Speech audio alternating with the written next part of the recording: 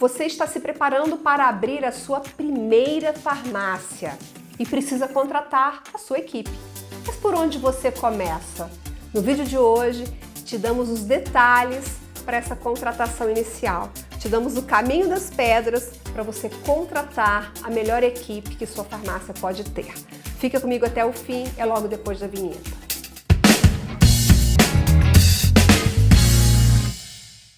Olá, bem-vindo, bem-vinda ao canal da Ascoferj no YouTube. Eu sou Viviane e está no ar mais uma edição do Ed Farmácia, que em 2023, a gente está encerrando o ano, mas eu ainda posso comemorar. Em 2023 nós completamos 5 anos de programa, 5 anos de Ed Farmácia, publicado ininterruptamente aqui no canal da Ascoferj no YouTube. Muito obrigada pela sua companhia, pela sua audiência, pelos seus comentários, por todas as vezes que você interagiu com a gente. Eu já quero aproveitar, a gente já está no fim de ano, para te desejar um feliz ano novo, um feliz Natal primeiro, né, gente?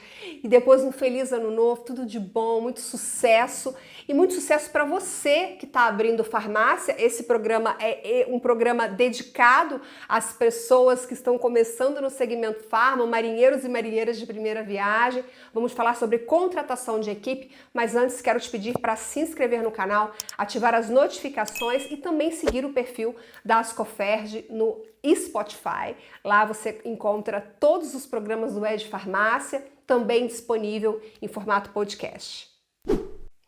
Uma das etapas mais importantes da abertura de uma farmácia é a contratação da sua equipe. Com uma boa equipe, o seu negócio decola, mas com uma equipe ruim, o seu negócio pode fracassar nos primeiros meses. E para te explicar, para te ensinar como contratar essa primeira equipe, você que é marinheiro ou marinheira de primeira viagem no varejo farmacêutico, eu trouxe ao Ed Farmácia hoje Lúcia Gadelha, diretora da Gadelha Consultoria. A Lúcia é uma especialista em recursos humanos. Lúcia, muito obrigada pela sua presença aqui do canal. Vivi, eu que agradeço muito, né? Já há alguns anos que a gente está trabalhando no segmento farma. É um grande prazer estar aqui com vocês. Gente, olha só que interessante, eu não posso seguir sem falar disso. A Lúcia, ela há 5 anos atrás gravou um conteúdo aqui comigo. O título é mais ou menos assim: Como tornar a sua farmácia mais atrativa, algo parecido com isso. E esse vídeo da Lúcia está entre os top 5, digamos assim, está entre os 5 vídeos mais assistidos do canal. Eu já coloquei o link na descrição para você assistir. Em seguida, não vai embora, porque esse vídeo aqui também é muito importante. E esse vídeo de 5 anos atrás tem um conteúdo riquíssimo. Também sugiro que você assista para você que está começando no setor agora. Mas por hora vamos falar sobre contratação de pessoas, Lúcia. Bom, em média, né? Eu quero te fazer uma pergunta assim bem numérica. Em média, uma farmácia necessita de quantos profissionais para começar a funcionar, Lúcia? Então, sempre que a gente pensa na contratação do time, a gente pensa nos 2 turnos, né? Então, no mínimo, né? Quando a gente fala da liderança, a liderança ela pode ser ocupada pelo empresário, pode ser ocupada pelo farmacêutico, que muitas vezes é empresário, né? Então, tirando essa função importantíssima que é da liderança, a gente considera no mínimo 3 atendentes de farmácia, né? Então, assim, para a gente entender isso, a gente ficou muitos anos usando a nomenclatura atendente de medicamentos, atendente de perfumaria. E hoje, assim, os empresários do segmento necessitam cada vez mais otimizar, ter um time reduzido.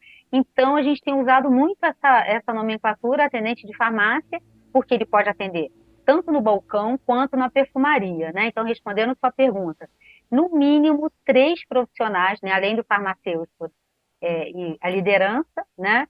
No mínimo 3 profissionais, que é assim, um em cada turno e um intermediário para iniciar. Esse intermediário, como é que funciona? Eu abri minha farmácia e eu tenho um fluxo de cliente maior no período da manhã, então eu trago esse intermediário mais para o turno da manhã. Não. Pela localização da minha farmácia, o fluxo é maior início da noite, então eu trago esse intermediário mais para o turno da noite, né? E esse é um número que eu considero assim mínimo. Então a gente pode estar falando até então de 4 profissionais, né? E E a você já entrega. incluiu O operador de caixa, você falou, tem o gerente, que pode ser o gerente farmacêutico, você falou de 3 atendentes. Você já incluiu o caixa? Sim, então, o caixa, para as farmácias que atendem, né, fazendo o check-in, check-out, que o próprio atendente já faz todo o processo do atendimento, então, esse profissional, né, não há necessidade de contratação. Mas para o modelo, né, que, na verdade, assim, além do balcão, o caixa é separado, aí sim, o operador de caixa, e um para cada turno, né? E uma questão, Viviane, que é importante por exemplo, isso a gente tem visto muito nas grandes redes, né? As grandes redes contratam, por exemplo, o operador de loja, ele atua na perfumaria, ele atua na reposição, ele atua no caixa. E aí a gente considera, assim, tem aí uma complexidade, principalmente para o novo empresário, é que muitas vezes, assim, um time muito reduzido, esse cliente acaba ficando sem atenção na drogaria, né? Quando é uma marca já consolidada, o cliente, vamos dizer que a espera do cliente, o nível de tolerância é um pouco maior, pelo preço, pela fidelidade da marca. Agora, um novo empresário não pode correr o risco de deixar formar fila, de deixar o cliente sem o atendimento, com dúvida. Então, é importante que haja esse direcionamento. O caixa é separado, então, um profissional caixa para cada turno. Não, o caixa não é separado, é junto, no mínimo 3 profissionais, né, sabendo que ele vai fazer toda a parte do atendimento e mais o fechamento da venda. Então, assim, 3 eu considero um número mínimo, né, para esse atendimento de balcão, além da gerência e do farmacêutico, né, que é obrigatório. E em relação ao entregador, se a farmácia tiver delivery, por exemplo, ela tem um entregador, ela contrata um motoboy, ela terceiriza. Tem até uma pergunta lá na frente sobre isso.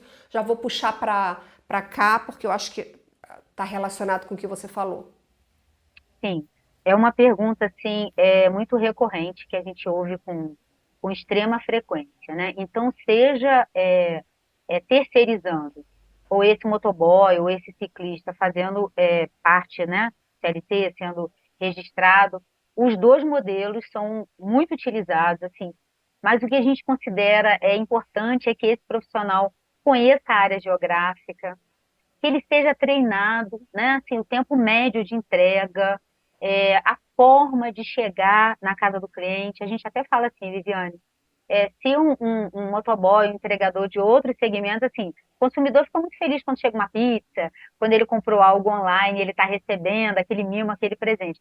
Drogaria é diferente, assim, o tempo de urgência, né, desse cliente, o nível de tolerância dele é bem menor. Então, independente do modelo, esse profissional tem que ser um profissional, assim, muito bem treinado, né, para ter tempo médio, interagir bem com o time, para não ter essa questão de uma entrega errada, uma questão de troco, que são questões, assim, que parecem muito básicas, mas que fazem o cliente desistir daquela farmácia, né? Muitas vezes ele até tolera o erro no primeiro momento, uma demora, um ruído ali de comunicação, mas aí essa farmácia vai deixar de fidelizar, né? Então, a gente considera que essa questão do treinamento é importantíssimo, nos dois modelos, sendo Eu vou CLT ou voltar terceirizado.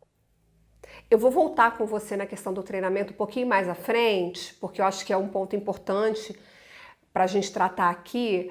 Mas antes, Lúcia, bom, a gente já falou um pouquinho sobre o número de profissionais e você destacou, né, quantos atendentes, se tem. Hoje esse formato de atendimento e check-out no próprio balcão está cada vez mais comum. A gente chega, pede o medicamento e ali mesmo a gente já paga esse medicamento. Então é um profissional só, o que reduz custo, mas é preciso avaliar também, como você disse, o tempo de atendimento. Se já tem uma marca consolidada é uma coisa. Se você está abrindo uma farmácia, chegando no mercado, precisando consolidar uma marca, você precisa avaliar se a quantidade de pessoas que você vai contratar, se essa quantidade é suficiente para você não deixar o cliente esperando, irritado e acaba indo embora por conta disso. E aí, Lúcia, onde esse empresário, né, busca esses profissionais? Ele vai buscar uma agência de emprego, ele vai anunciar no jornal, ele vai colocar um cartaz em frente à farmácia que ele está montando. Quais são suas dicas para ele nesse momento de fazer a seleção, de atrair esses talentos, digamos assim, para o processo seletivo que ele vai iniciar? Sim, Viviane, esse empresário pode buscar ajuda, né, em consultorias especializadas, né, por exemplo, a gente atua no segmento farma desde 2000, então, assim, a nossa empresa, a gente faz bastante processo seletivo, né, para as empresas que optam pela assessoria, pela consultoria no momento da contratação. Ele pode, muitas vezes, esse profissional novo, ele fazendo parte de uma rede, algumas redes oferecem esse serviço, né, já dando esse direcionamento para ele, até pela metragem da loja, o número de funcionários, a divulgação, por exemplo, tem empresa que a gente atende, uma rede que a gente atende, e a própria rede a gente já disponibiliza, a gente utiliza uma parceria, né, por exemplo, a Solids, que é uma plataforma, né, de RH que está muito bem, vamos dizer assim, renomada no mercado. Então, a gente já faz nesses canais a divulgação. A gente também orienta, por exemplo, universidades, os cursos de farmácia, né, as universidades, os graduandos em farmácia, tem muitos cursos técnicos preparatórios para atendentes de farmácia, então ali é um local bacana. E as mídias sociais hoje, assim, Instagram, né, é sempre um canal também muito interessante para fazer essa divulgação, mas a orientação principal é que nesse primeiro momento ele busca uma assessoria profissional. Por que uma assessoria profissional? Porque ali ele vai ter um perfil detalhado de cada função, né? Então, a probabilidade dele ser assertivo, ela é maior, assim. E aí, depois, como consequência, reposição, esse novo empresário vai ganhando expertise, experiência na contratação. Mas, nesse primeiro momento, a gente considera que é importante essa assessoria, que pode ser por uma empresa ou pode ser pela própria rede, o grupo que ele está fazendo parte, né? Você acha muito arriscado um empresário, uma empresária que está começando agora no varejo farma, esse empresário fazer esse processo seletivo, fazer essa entrevista? Eu, Viviane, estou abrindo uma farmácia, não conheço nada de farma, começo a receber um monte de gente no meu Sim. escritório e eu mesma começo a fazer. Isso tende a não dar certo. Isso, e pode sair muito mais caro lá na frente, porque a gente diz assim, o segmento farmacêutico tem muitas peculiaridades, né? E essas peculiaridades, seja na contratação do farmacêutico, do atendente, de uma operadora de caixa ou do motoboy, né? Esse perfil, ele precisa ser levado em consideração, né? Então, muitas vezes é comum assim, esse empresário vir de outros segmentos, e aí outros segmentos que ele já tinha ali uma experiência na contratação. E aí, quando ele vem para o segmento farma, né, e muitas vezes ele pensa, eu tenho eu sou empresária há muitos anos, eu tenho uma boa percepção para pessoas, mas tudo isso é muito subjetivo, eu até brinco, eu digo assim, a gente não faria, por exemplo, uma cirurgia com um médico se a gente não for lá e a gente validar, né? O tempo que esse médico está no mercado, a indicação, o registro, né? No conselho.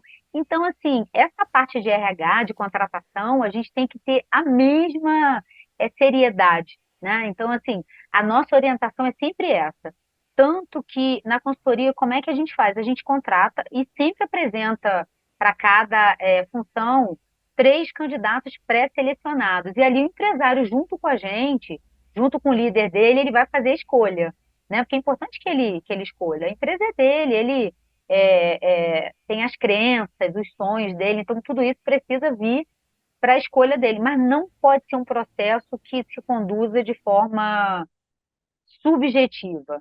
Lá na frente vai gerar turnover alto, vai gerar retrabalho, muitas vezes o atendimento é comprometido. Uma outra questão, Viviane, assim, para o novo empresário que ele precisa trabalhar, que é essa consolidação da marca no bairro, né? Ele criando esse primeiro ano para o empresário é muito importante. que é o momento que ele consolida a marca para o cliente. Então, assim, a área de gestão de pessoas, eu estou nessa área há 30 anos, a gente fala assim, hoje é uma área que está associada ao planejamento estratégico da empresa. Você pode ter uma marca renomada, um layout bacana, um ponto, iluminação.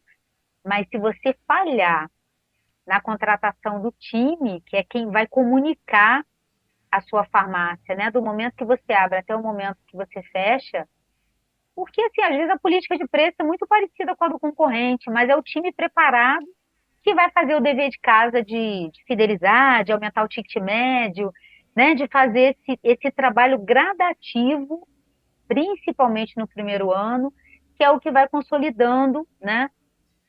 Essa imagem dessa farmácia. Então, não pode errar, né? Tem que falhar, a falha tem que O ser mínimo mínima nesse possível. aspecto.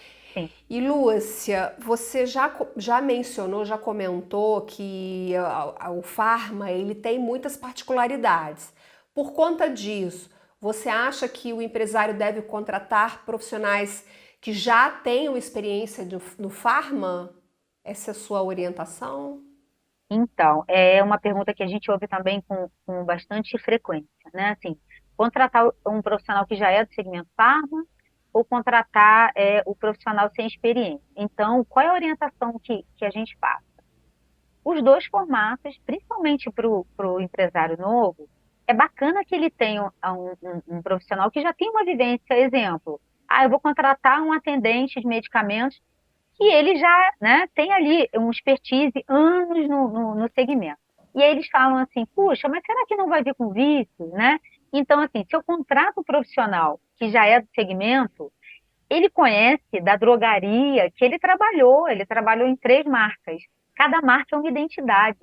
Então, assim, quando ele vem para essa drogaria nova, ele precisa entender qual é a cultura dessa empresa, qual é o perfil do cliente desse bairro, né? Quais são as peculiaridades dessa marca. Então, ok, contratei com experiência, eu preciso treinar. Medicamento ele já conhece, mas treina em relação à cultura da tua empresa, a identidade. Não tem experiência, a gente sempre orienta buscar justamente os skills comportamentais, né? Que são aquelas habilidades que se a gente não prestar atenção no processo seletivo, elas são muito desafiadoras depois de serem treinadas. Exemplo, empatia, ética, um real interesse no outro, né? Pessoas que realmente gostam de trabalhar com gente. Então, essas habilidades Isso é comportamentais, muito importante para quem trabalha com farmácia, que lida sim, com o sim, público, certo? sim. Tanto para o novo, né, profissional, quanto para aquele que já tem experiência. Então, essas habilidades comportamentais, esse novo empresário não pode abrir mão. Sabe por quê, Viviane? Que às vezes, assim, eu vou contratar, como a minha farmácia é nova, eu vou contratar um profissional de balcão, um farmacêutico, que já tenha a experiência, né? E acaba pulando etapa.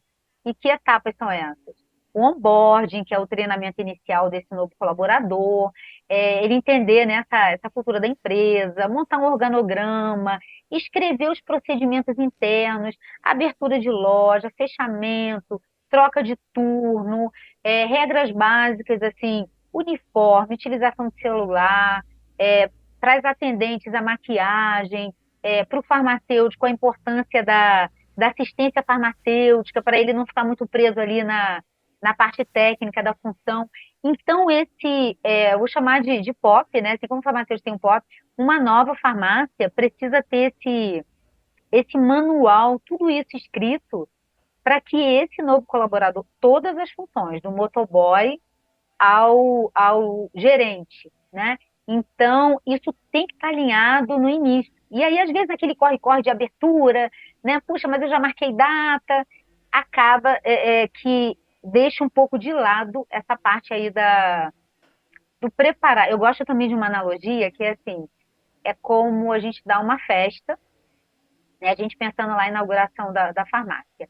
E aí está tudo preparado para essa festa, né? Mas as pessoas que estão ali recebendo não têm o sorriso, né? Não tem como receber alguém na nossa casa, né? De repente, olha, a bebida tá ok, a comida tá ok, tá tudo muito bonito, mas a festa não tá acolhedora, né? A gente não tá demonstrando. Farmácia, com a concorrência acirradíssima como está, essa preparação do time, ela é tão importante quanto o mix, né, inicial, quanto todos os fatores, né, que levam ao sucesso de uma drogaria. E, Lúcia, eu sei que é um assunto complexo de falar, mas assim, considerando que você mencionou o gerente farmacêutico, mais uns 3 atendentes, quanto seria mais ou menos essa folha de pagamento inicial desse empresário? Quanto ele gastaria com cada salário? Você tem como dar uma previsão ou é complicado falar sobre salário, dizer qual é o salário médio? A gente está num país muito grande, a gente tem as convenções coletivas, a gente tem os Sim. pisos regionais. Então, não sei se é possível a gente falar sobre isso para dar uma noção, pelo menos inicial, para esse gestor, para esse empresário. Então, a orientação que a gente passa inicialmente é sempre seguir o piso da categoria, né, tanto para o farmacêutico quanto para os atendentes. O grande desafio é o variável, e aí a orientação é essa, é assim, realmente, Viviane, é um tema muito complexo, né? Mas eu gosto sempre de orientar no sentido, esse variável, ele precisa estar atrelado ao crescimento da drogaria. Então, assim, eu tenho que seguir rigorosamente, né, o piso de cada categoria. E esse variável, ele vai se dando conforme o crescimento, o resultado mensal dessa farmácia, né? Então, assim, a gente não consigo te falar agora de números, né? Porque a gente teria que ter a média ali de funcionários, né, para a gente fazer essa conta.